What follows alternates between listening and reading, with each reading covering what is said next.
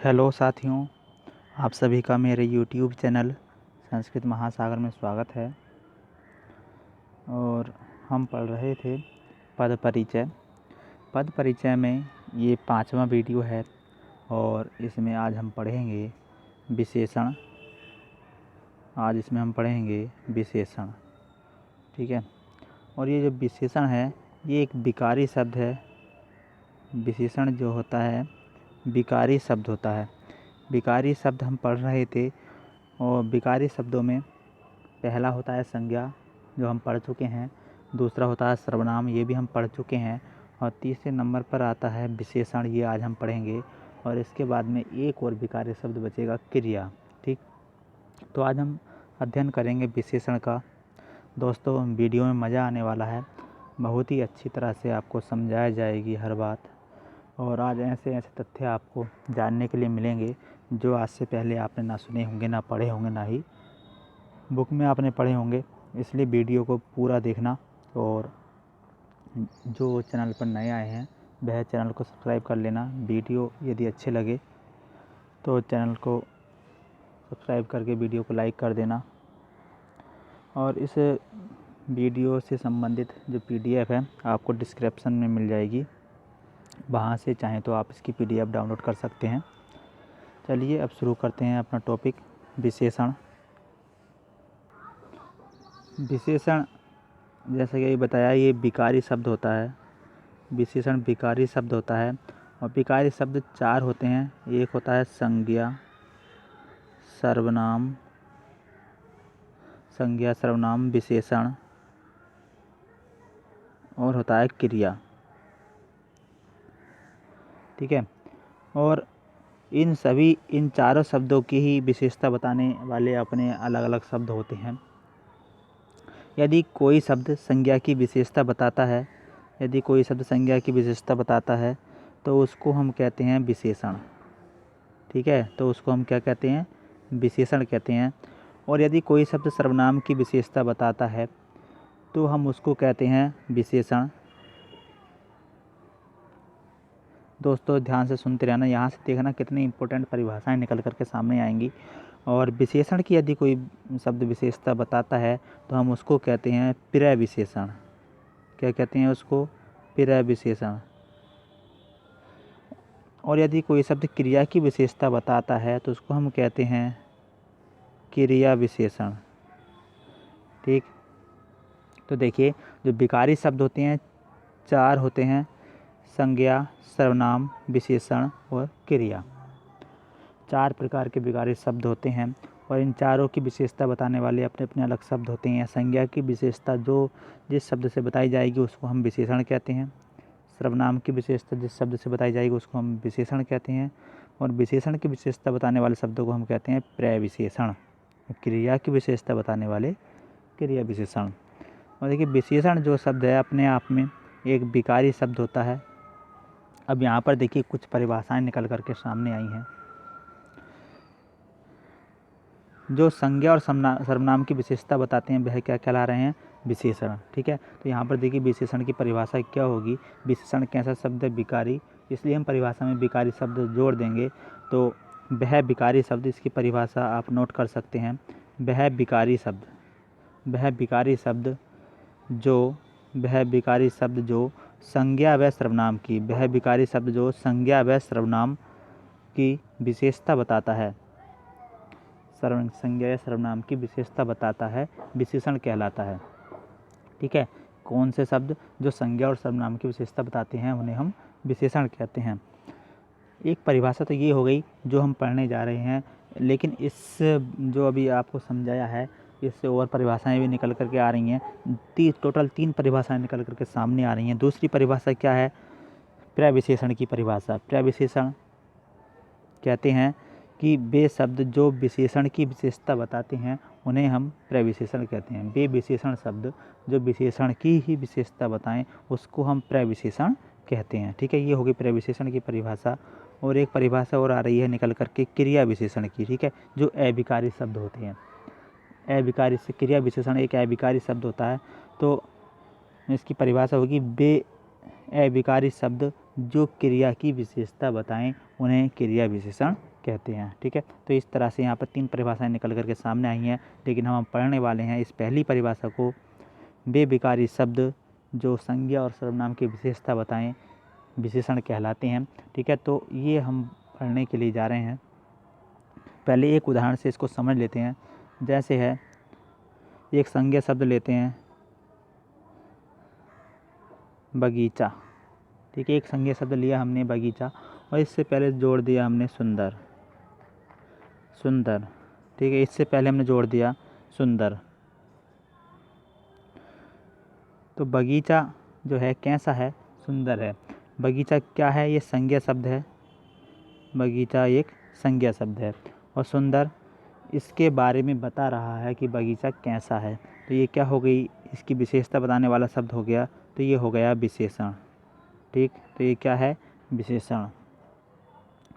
तो संज्ञा और सर्वनाम शब्दों की विशेषता बताने वाले शब्दों को हम क्या कहते हैं? विशेषण कहते हैं। संज्ञा और सर्वनाम शब्दों की विशेषता बताने वाले शब्दों को ही हम विशेषण कहते हैं। ठीक, ये बात इतनी यहाँ पर स्पष्ट हो गई है। चलिए आगे बढ़ते। अब कुछ पारिभाषिक शब्द मैं आपके सामने रखने के लिए जा रहा हूँ, जो अभी हम विशेषण में बहुत ज़्यादा इम्पोर्टेंट रखते हैं। जैसे कि है एक शब्द विशेष्य, एक शब्द है विशेष्य और एक शब्द है विशेषक, एक शब्द है प्रविशेषण। ठीक, एक शब्द है प्रविशेषण। तो ये जो शब्द हैं बहुत ज़्यादा इम्पोर्टेंट रखते हैं विशेषण में। विशेष्य किसे कहते हैं, विशेषक किसे कहते हैं और प्रविशेषण किसे कहते हैं? ठीक है, प्रविशेषण आप समझ चुके हैं पीछे किसे कहते हैं। देखिए, सबसे पहले बात करते हैं हम विशेष्य की।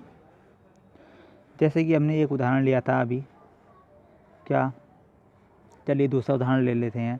जैसे कि चालाक बालक। चालाक बालक। ठीक है, चालाक बालक। अब बालक की विशेषता बताई जा रही है। ठीक है, बालक क्या है? एक संज्ञा शब्द है। बालक क्या है? ये संज्ञा शब्द है। ये संज्ञा शब्द है बालक। और चालाक इसकी विशेषता बता रहा है बालक के बारे में, बालक कैसा है? चालाक है। तो ये जो चालाक शब्द है ये क्या है? विशेषण है। ये है विशेषण। चालाक जो शब्द है विशेषण है। ठीक, अब इसमें जिसकी विशेषता बताई जाती है, ध्यान से सुनना, जिसकी विशेषता बताई जाती है, जिस संज्ञा सर्वनाम शब्द की विशेषता बताई जाती है, उस संज्ञा और या सर्वनाम शब्द को हम कहते हैं विशेष्य। उस संज्ञा या सर्वनाम शब्द को हम क्या कहते हैं? विशेष्य। ठीक, और विशेषण का ही दूसरा नाम होता है विशेषक। विशेषक कोई अलग नया शब्द नहीं है, यहाँ पर ये लिख दिया है तो इसको ये मत सोचना कि नया शब्द आ गया है। विशेषक हम किसे कहते हैं? विशेषण को ही विशेषक कहते हैं। ठीक है, विशेष से ज़्यादा समझना इंपॉर्टेंट है। विशेष से क्या होता है? विशेष से कहते हैं उस संज्ञा और सर्वनाम शब्द को जिसकी विशेषता बताई जा रही हो। ऐसे ही हम किसी भी संज्ञा सर्वनाम शब्द को विशेषण नहीं कह देंगे, उसी संज्ञा और सर्वनाम शब्द को विशेष्य कहेंगे जिसकी विशेषता बताई जा रही हो। यदि केवल बालक है, इसकी विशेषता नहीं बताई गई है वाक्य में, तो बालक विशेष्य नहीं होगा, बालक संज्ञा शब्द ही कहलाएगा। लेकिन जब इसकी विशेषता बताई जाएगी तब यह विशेष्य कहलाएगा। प्रविशेषण कहते हैं, प्रविशेषण हम कहते हैं जब विशेषण की ही विशेषता बताई जाती है। जैसे कि अब यहाँ पर हम लिख लेते हैं बहुत। बहुत चालाक बालक। बहुत चालाक बालक। चालाक विशेष्य है, चालाक विशेषण है और इसकी विशेषता बताई गई है बहुत शब्द से, यानी कि विशेषण की ही विशेषता बता दी गई है यहाँ पर। चालाक कितना? बहुत। या बहुत ना लिख करके हम यहाँ पे लिख देते हैं कम। कम या बहुत, ये कैसे शब्द हो गए? प्रविशेषण हो गए। ठीक है, क्यों? क्योंकि ये यहाँ पर विशेषण की विशेषता बता रहे हैं, चालाक की विशेषता बता रहे हैं। चालाक क्या है? विशेषण है और इसकी ही विशेषता बताई जा रही है। बहुत चालाक बालक या कम चालाक बालक। तो बहुत और कम जो शब्द हैं ये हैं प्रविशेषण। ठीक है, तो अब आपको समझ में आ गया होगा विशेषण क्या होता है, प्रविशेषण क्या होता है, विशेष्य किसे कहते हैं और विशेषक किसे कहते हैं। एक बार फिर से बता देते हैं। विशेषण कहते हैं जो संज्ञा और सर्वनाम शब्दों की विशेषता बताते हैं, ठीक है। और विशेषण का ही दूसरा नाम होता है विशेषक, ठीक। और जिस संज्ञा और सर्वनाम शब्द की विशेषता बताई जाती है उसे हम कहते हैं विशेष्य। 3 बात हो गई। चौथी बात, प्रविशेषण उसे कहते हैं, प्रविशेषण उन शब्दों को कहते हैं जो विशेषण की ही विशेषता बताते हैं, ठीक है। ऐसे बहुत चालाक बालक, तो बहुत जो है विशेषण की विशेषता बता रहा है, या कम चालाक बालक कम विशेषण की विशेषता बता रहा है, तो ये हो गया प्रविशेषण, ठीक है। इतनी बात स्पष्ट हो चुकी है। अब बात करते हैं विशेषण के प्रकारों की। विशेषण के प्रकार, ठीक है। विशेषण के प्रकार, बहुत किताबों में विशेषण के 4 प्रकार देखने के लिए मिल जाते हैं, लेकिन 4 पर नहीं जाना।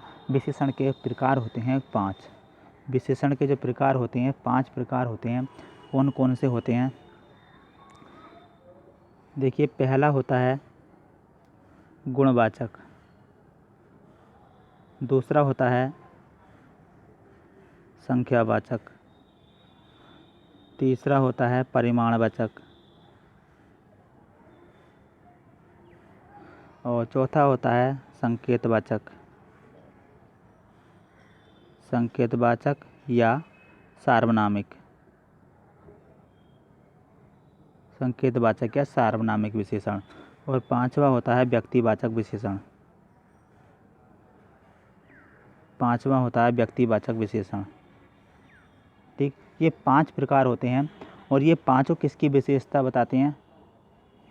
पांचों किसकी विशेषता बताते हैं? संज्ञा और सर्वनाम शब्दों की, संज्ञा और सर्वनाम शब्दों की विशेषता बताते हैं ये पांचों, ठीक है।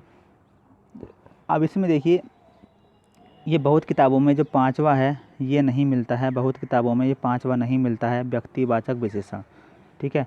ये संज्ञा शब्दों से विशेषण जो बनाए जाते हैं वो व्यक्तिवाचक विशेषण में आते हैं, ठीक है। बहुत किताबों में ये प्रकार नहीं मिलता है, लेकिन जब विशेषण बनाए जाते हैं संज्ञा शब्दों से तब यह इसमें आना चाहिए। और विशेषण के 5 प्रकार होते हैं। अब इनके बारे में अलग अलग डिटेल से जानते हैं। पहला प्रकार है गुणवाचक, ठीक है, गुणवाचक। अब यहाँ पर देखिए, गुणवाचक विशेषण में नाम से ही इसके स्पष्ट है, इसमें आ गया नाम में, देखिए गुण, यानी कि वे सर्वनाम शब्द जो संज्ञा और सर्वनाम शब्दों के गुण बताते हैं, ठीक है, तो उनको हम कहते हैं गुणवाचक विशेषण, गुण बताते हैं। अब जैसे कि ईमानदार बालक, ईमानदार क्या हो गया? बालक का गुण हो गया, ईमानदार बालक में ईमानदार बालक का गुण हो गया। लेकिन ज़रूरी नहीं है कि अच्छाई ही बताई जाए, बुराई भी बताई जा सकती हैं, तो बुराइयाँ भी किस में आती हैं? गुणवाचक विशेषण में ही आएंगी बुराइयाँ। अब देखिए इसमें आता क्या क्या, पहले वो स्पष्ट कर लेते हैं। देखिए, एक तो इसमें गुण लिखा ही है, नाम से ही स्पष्ट है, और साथ में जो दोष होते हैं वह भी गुणवाचक विशेषण में आएंगे। रंग रूप की बात की जाए, रंग रूप की बात की जाए तो वह भी गुणवाचक में आएगा।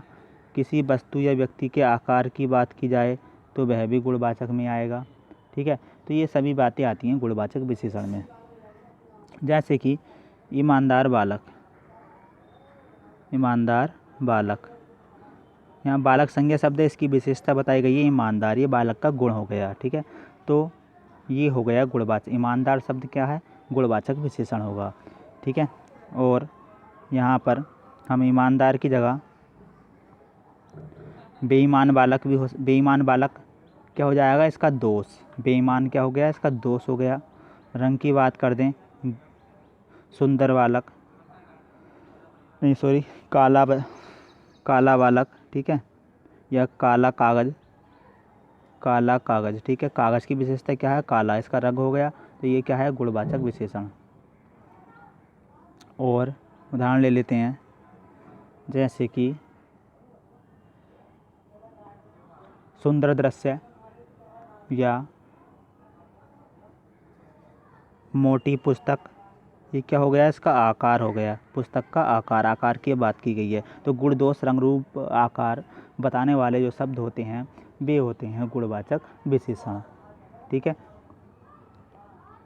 अब इतने सारे गुण होते हैं, इतने अधिक दोष होते हैं, इतने रंग, रूप, आकार होते हैं, ये सब हमें रटने पड़ेंगे तो तब जा कर के हमें पता चलेगा कि गुणवाचक विशेषण में कौन कौन से विशेषण आते हैं। लेकिन ऐसा इसको रटने की ज़रूरत नहीं है। इसके लिए मैं आपको एक आसान सा तरीका बताऊंगा जिससे कि आप आसानी से पहचान सकते हैं कि गुणवाचक विशेषण है या नहीं है। ठीक है, तो देखिए कुछ शब्द याद रखने पड़ेंगे आपको बस, जैसे कि कैसा, पुल्लिंग है तो कैसा, स्त्रीलिंग है यदि संज्ञा या सर्वनाम शब्द स्त्रीलिंग है तो कैसी, और बहुवचन है तो कैसे। ठीक है, ये 3 शब्द आपको याद रखने हैं और ये 3 शब्द आपको उस संज्ञा या सर्वनाम शब्द के साथ जोड़ने हैं जिसकी विशेषता बताई जा रही है। जैसे कि उदाहरण लिया था हमने ईमानदार बालक, ईमानदार बालक। ठीक है, अब इसमें ईमानदार शब्द के साथ में यदि हम कैसा जोड़ देंगे, कैसा, ईमानदार शब्द के साथ में कैसा जोड़ देंगे तो प्रश्न बन जाएगा कैसा बालक, कैसा बालक ईमानदार बालक, यानी कि प्रश्न बना करके उसका उत्तर सही से निकल जाता है। तो समझ लेना वहाँ पर गुणवाचक विशेषण है। क्या शब्द लगाने से, कैसा, कैसी या कैसे। स्त्रीलिंग शब्द होगा तो कैसे लगाएंगे, जैसे मोटी पुस्तक, मोटी पुस्तक। तो यहाँ मोटी की जगह पर हम कैसी लगा देंगे, कैसी पुस्तक, मोटी पुस्तक। कैसा, कैसी और कैसे लगाने से यदि प्रश्न बनाने से उत्तर सही से निकलता है तो वहाँ पर कौन सा विशेषण होगा, गुणवाचक विशेषण। ये थी इसकी एक छोटी सी ट्रिक जिससे कि आप आसानी से पहचान सकते हैं गुणवाचक विशेषण को।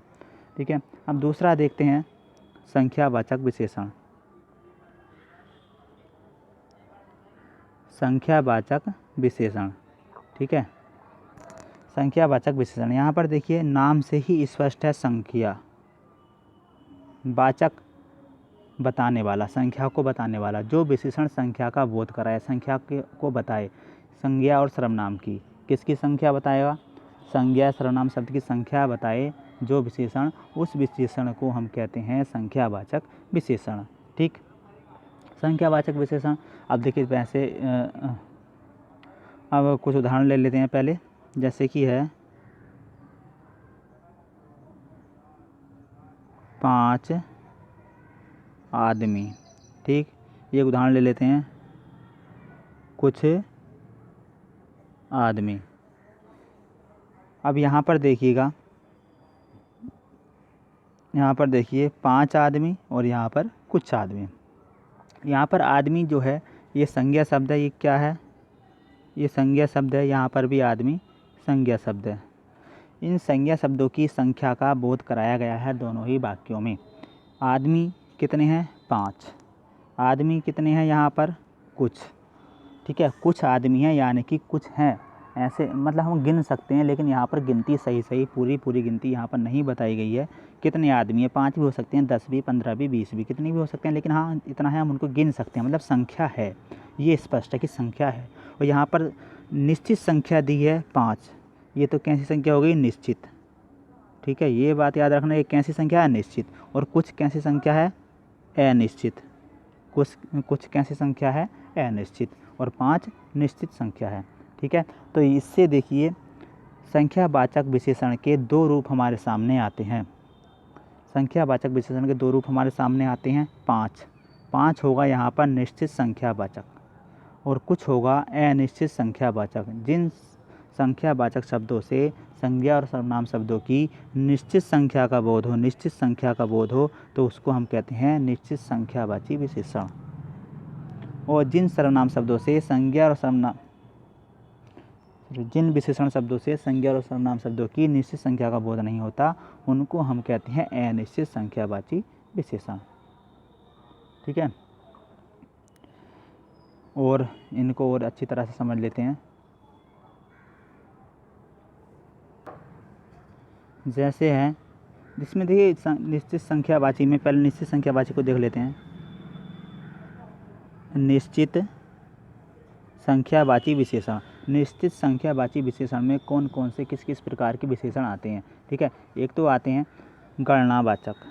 ये बात आपने कभी कहीं नहीं पढ़ी होगी, ना किसी ने पढ़ाई होगी। गणनावाचक यानी कि इसमें आते हैं गिनती, जैसे कि 1, 2। ठीक है, इस तरह से जो गिनती वाले शब्द आते हैं वो आते हैं निश्चित संख्यावाचक में। और यदि हम इसका और उपभेद करें तो गणनावाचक में इसको रख देंगे। और दूसरा होता है आवृत्तिवाचक। आवृत्तिवाचक क्या होता है, जैसे कि इसमें 2 गुना,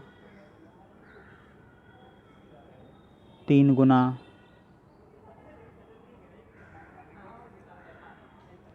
2 गुना, 3 गुना, ठीक है। इस तरह के जो संख्यावाची शब्द होते हैं ये होते हैं निश्चित संख्यावाची और आवृत्तिवाचक, इनका उपभेद होता है।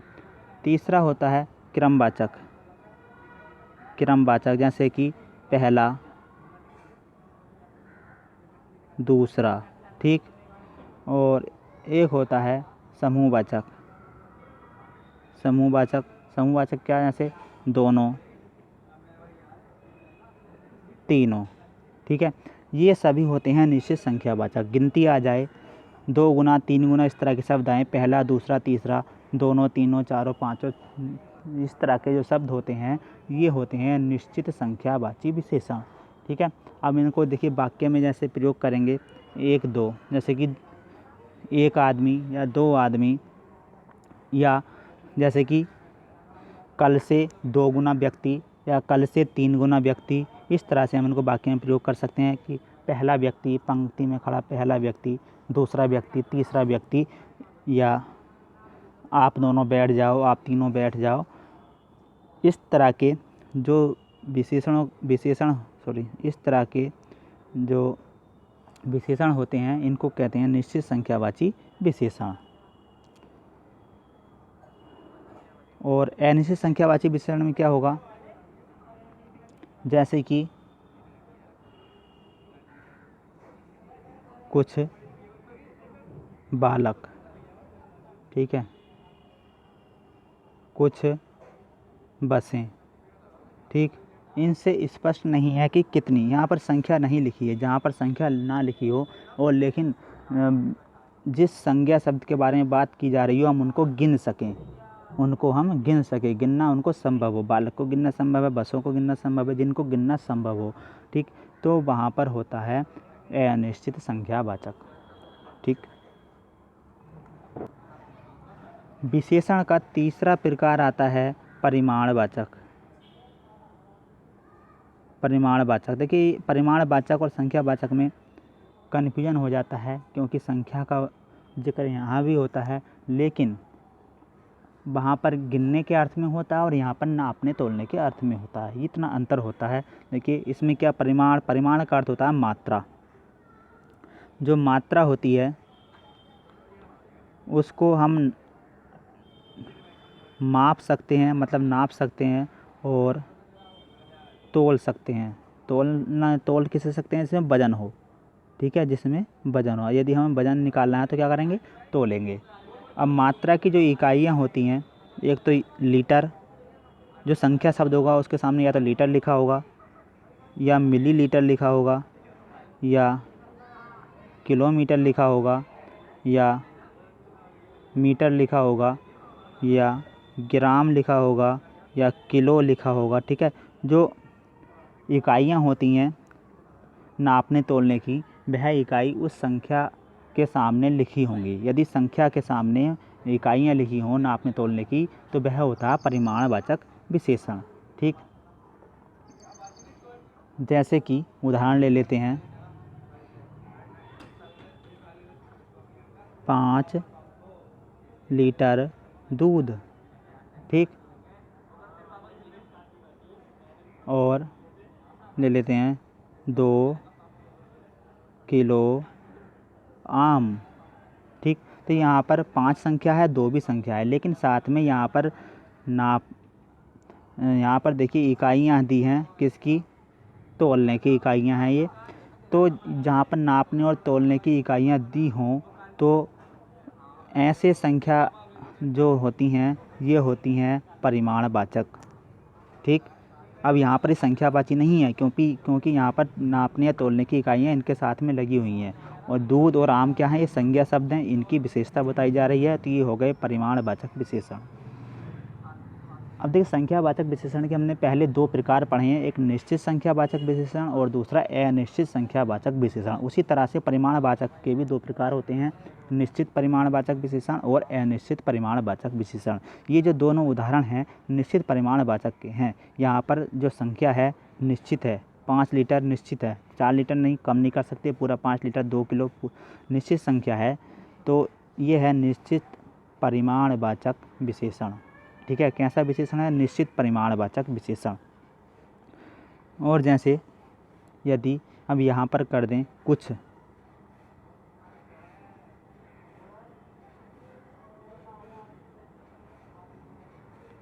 दूध या थोड़ा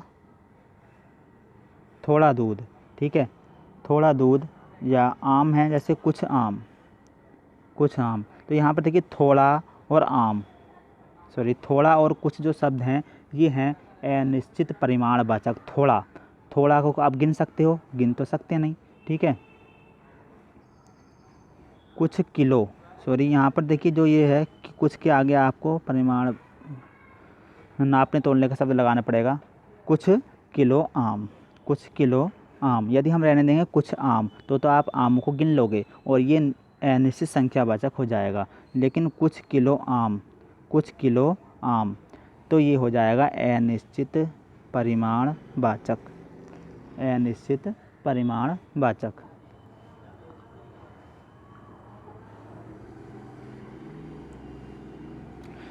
यहाँ पर देखिए परिमाणवाचक के दो प्रकार हो गए, निश्चित परिमाणवाचक और अनिश्चित परिमाणवाचक। ठीक है, और उदाहरण ले लेते हैं अच्छी तरह समझने के लिए, जैसे कि 5 किलोमीटर रास्ता, 5 किलोमीटर रास्ता, ठीक है। तो रास्ता 5 किलोमीटर है, ये निश्चित है, संख्या निश्चित है, कितने किलोमीटर है? 5 किलोमीटर। किलोमीटर इसकी नापने की इकाई है। जब नापने तोलने की इकाई संख्या के आगे होती है तो वह होता है परिमाणवाचक, और 5 ये निश्चित संख्या है तो हो जाएगा निश्चित परिमाणवाचक। क्या हो जाएगा? निश्चित परिमाणवाचक विशेषण। ठीक, यहाँ लिख दें कुछ किलोमीटर रास्ता, तो क्या हो गया? ये कुछ किलोमीटर, ये हो जाएगा अनिश्चित परिमाणवाचक विशेषण। ठीक है, अब बात स्पष्ट हो गई, निश्चित परिमाणवाचक क्या होगा और अनिश्चित परिमाणवाचक क्या होगा। अच्छा, देखते हैं और अच्छे इसके किस तरह से प्रश्न परीक्षा में आ सकते हैं, इसका और उदाहरण ले लेते हैं। जैसे कि एक शब्द है, जैसे कि एक वाक्य ले लेते हैं,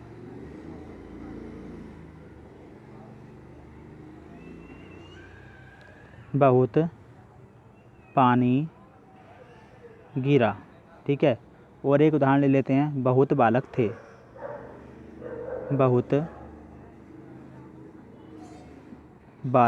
थे, ये जो अभी ऊपर आपको समझाया उससे कुछ थोड़ा सा हटके है ये, इसमें आप उत्तर ढूंढने की कोशिश करना। यहाँ पर देखिए बहुत पानी गिरा और यहाँ पर बहुत बालक थे, जो विशेषण है एक ही है। अब यहाँ पर आप ये सोचिएगा कि बहुत ऊपर वाले वाक्य में और नीचे वाले वाक्य में बहुत, ये दोनों कौन कौन से विशेषण हैं? बहुत यहाँ पर ऊपर वाले वाक्य में कौन सा विशेषण है और नीचे वाले वाक्य में बहुत कौन सा विशेषण होगा?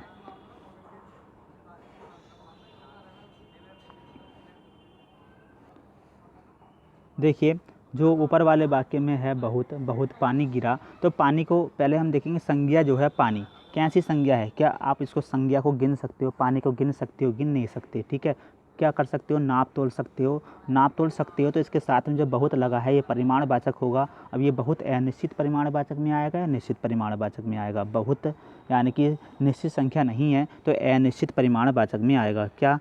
अनिश्चित परिमाणवाचक। जो पहला वाक्य था बहुत पानी गिरा में जो बहुत है अनिश्चित परिमाणवाचक होगा, और दूसरे वाक्य में बहुत बालक थे, बालक को हम गिन सकते हैं और तो संख्यावाचक हो गया। जब गिन सकते हैं तो संख्यावाचक हो गया, लेकिन जो बहुत लगा है, अब बहुत निश्चित नहीं है तो ये हो जाएगा अनिश्चित संख्यावाचक। ठीक है, इससे ज़्यादा कठिन प्रश्न परीक्षा में और नहीं आएगा। चलिए और ऐसा ही कठिन एक उदाहरण ले लेते हैं।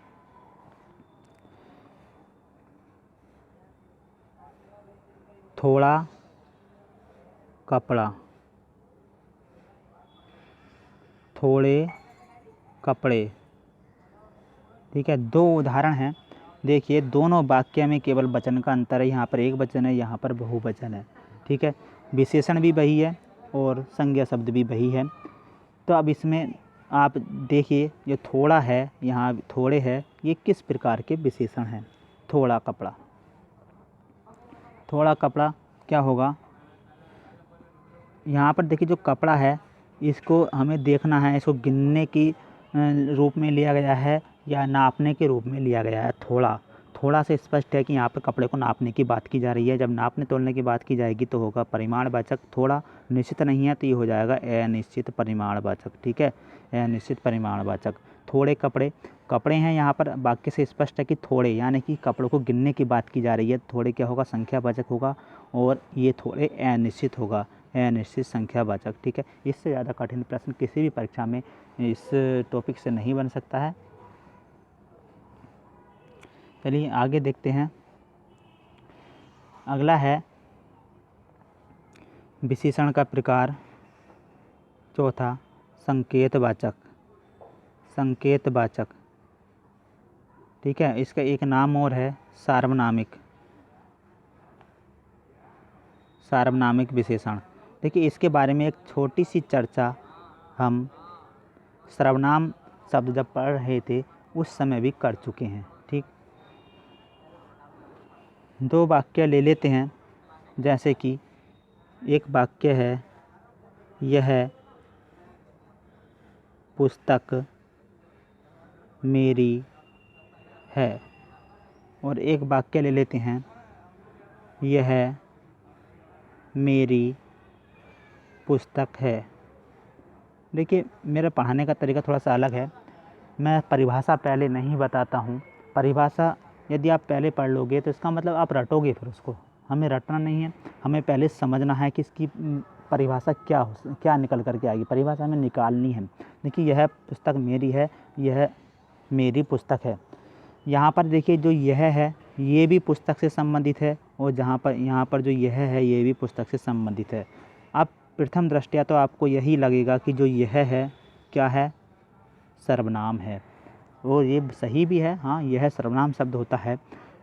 अब यहाँ पर देखिए जो यह है पुस्तक की ओर संकेत करने का काम कर रहा है। पुस्तक के ठीक पहले लिखा हुआ है, संज्ञा शब्द के ठीक पहले लिखा है, और हम जैसे यह वाक्य बोलेंगे, यह पुस्तक मेरी है, संकेत करके बोलेंगे हाथ से कि यह पुस्तक मेरी है। और दूसरा वाक्य है, यह मेरी पुस्तक है। यहाँ पर देखिए थोड़ा गैप हो गया पुस्तक के और यह के बीच में। ठीक, अब देखिए हम आपको बता देते हैं। तो ऊपर वाले वाक्य में जो यह है ये है संकेतवाचक या सार्वनामिक विशेषण। यह है विशेषण और कैसा, संकेतवाचक विशेषण। जब सर्वनाम शब्द किसी संज्ञा शब्द के ठीक पहले प्रयुक्त होता है और उसकी ओर संकेत करने का कार्य करता है। बात समझ लीजिए, जब कोई सर्वनाम शब्द किसी संज्ञा शब्द के ठीक पहले, पुस्तक क्या है, संज्ञा शब्द है, पुस्तक क्या है, संज्ञा शब्द है, और इस संज्ञा शब्द के ठीक पहले सर्वनाम शब्द क्या आया, यह है।